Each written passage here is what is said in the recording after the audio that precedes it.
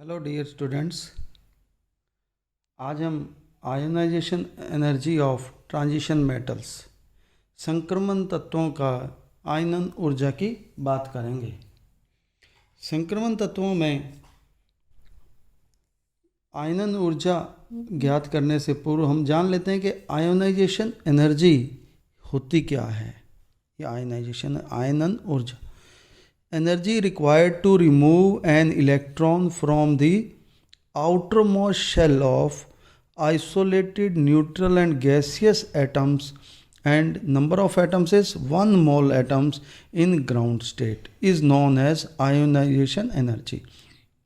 यानी अगर हमारे पास हमने 1 मोल एटम्स के ले लिए और वो सभी ग्राउंड स्टेट में हैं और ये एटम्स आइसोलेटेड हैं, न्यूट्रल हैं और गैसियस स्टेट में हैं, तो ऐसे एटम्स के आउटर मोस्ट शेल में से अगर एक इलेक्ट्रॉन को रिमूव किया जाए तो उसके लिए जो एनर्जी की रिक्वायरमेंट होती है उसे हम आयोनाइजेशन एनर्जी कहते हैं, आउटर मोस्ट।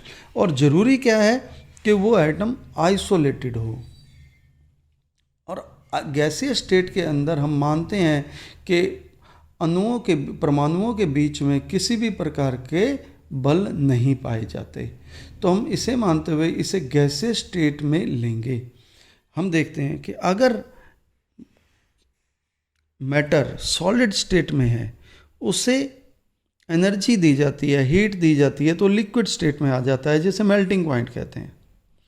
इसमें सॉलिड में इनके बीच के जो बंध हैं वो टूटते हैं और लिक्विड में ये कन्वर्ट हो जाता है। लिक्विड को जब हीट दी जाती है तो वो गैस स्टेट में कन्वर्ट हो जाता है।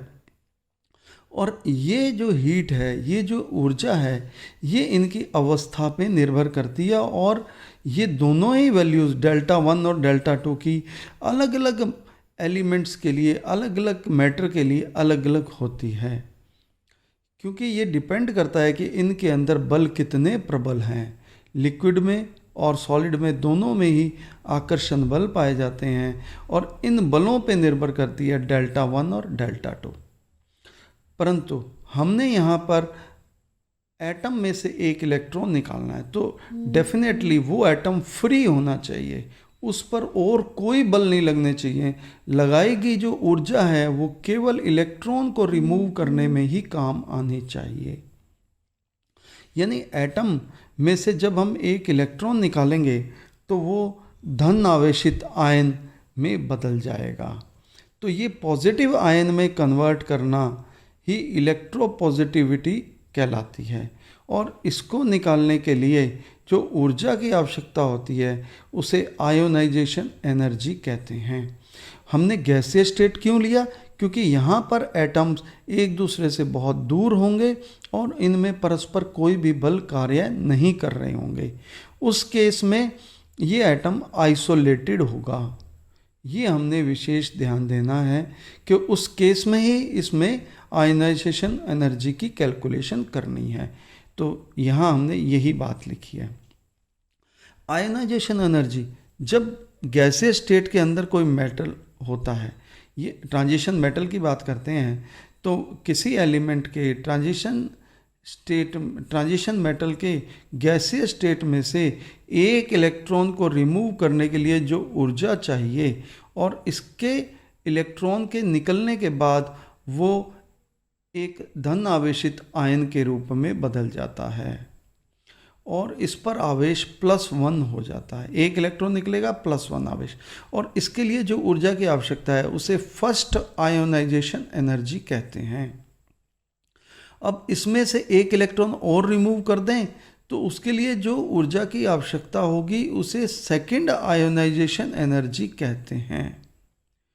अगर ये सेकंड जब इलेक्ट्रॉन निकल गया तो ये +2 स्टेट में आ जाएगा और इस +2 स्टेट वाले एलिमेंट्स में से जब हम एक और इलेक्ट्रॉन निकालेंगे तो ये +3 स्टेट में आ जाएगा और इसके लिए आवश्यक एनर्जी को हम ionisation energy third ionisation energy कहेंगे। सब एक बात ध्यान देने वाली है कि सभी मेटल्स में, सभी ट्रांजिशन मेटल्स में चाहे कोई भी कंडीशन हो, किसी भी तरह का मेटल हो, चाहे हम पीरियड में बात करें चाहे ग्रुप में बात करें, इनमें सभी मेटल्स के अंदर थर्ड आयनाइजेशन एनर्जी की वैल्यू सेकंड आयनाइजेशन एनर्जी से ज़्यादा होगी, और इसी प्रकार से सेकंड की वैल्यू फर्स्ट आयोनाइजेशन एनर्जी से ज़्यादा होगी। सदैव किसी भी एलिमेंट के लिए ये बात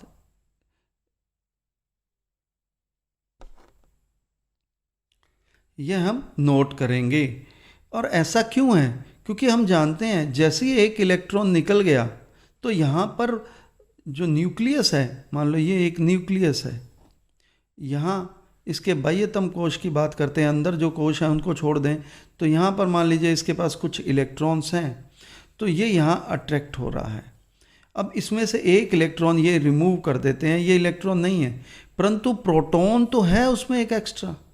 अब ये जो एक्स्ट्रा प्रोटॉन है ये इन दोनों को उससे ज़्यादा आकर्षण बल से अपनी ओर खींचेगा, यानी इसका Z इफेक्टिव बढ़ जाएगा इलेक्ट्रॉन निकलने से, और एक इलेक्ट्रॉन और निकल जाए तो न्यूक्लियस का Z इफेक्टिव और बढ़ जाएगा।